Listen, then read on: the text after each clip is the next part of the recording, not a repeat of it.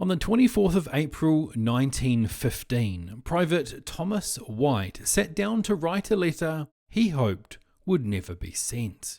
Writing aboard a transport ship just hours before the Australian and New Zealand Army Corps, known as the ANZACs, landed at Gallipoli, the 29-year-old wrote to his fiancée, Eileen Wallace Champion. He wrote, "My dear sweetheart, I thought of writing this in case I went under suddenly. Not that at present I have any thought of not seeing you again, but in case of accidents.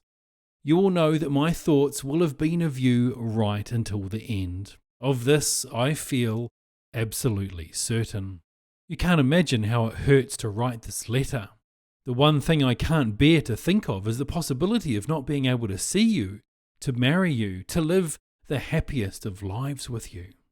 But the thought that hurts worst of all is of you and your sorrow. Darling, I want you to grieve as little as possible. Just think of me as non-existent in spirit, blotted out completely.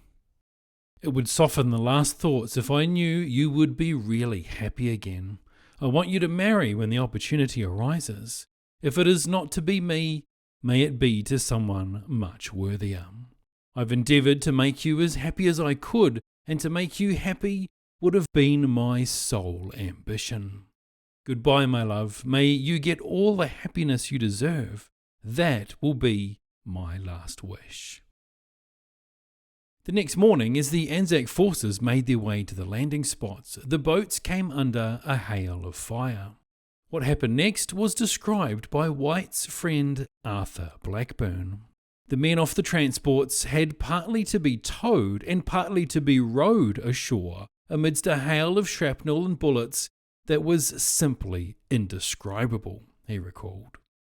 The most dangerous position of the lot was that of the men who were rowing, as they could take no shelter. They could not even crouch down in the boat, but were compelled to sit up and row. The dangers of such a task were so apparent that officers hesitated to order men to expose themselves to the work of rowing. Tom immediately grasped the situation, and as everyone knew he would, volunteered his services as a rower. As the boat crept in towards the shore, the fire became hotter and hotter. The men rowing had a terrible time, but they stuck to it in a way which was absolutely magnificent. Just as the boat touched the shore, Tom slipped over on the bottom of the boat, and it was then discovered that he was badly hit. Whyte would die later that evening aboard the hospital ship Gascon. He was one of 11,000 ANZAC soldiers to perish during the ill-fated campaign. ANZAC Day is a day when New Zealanders and Australians remember those who died during the Gallipoli campaign.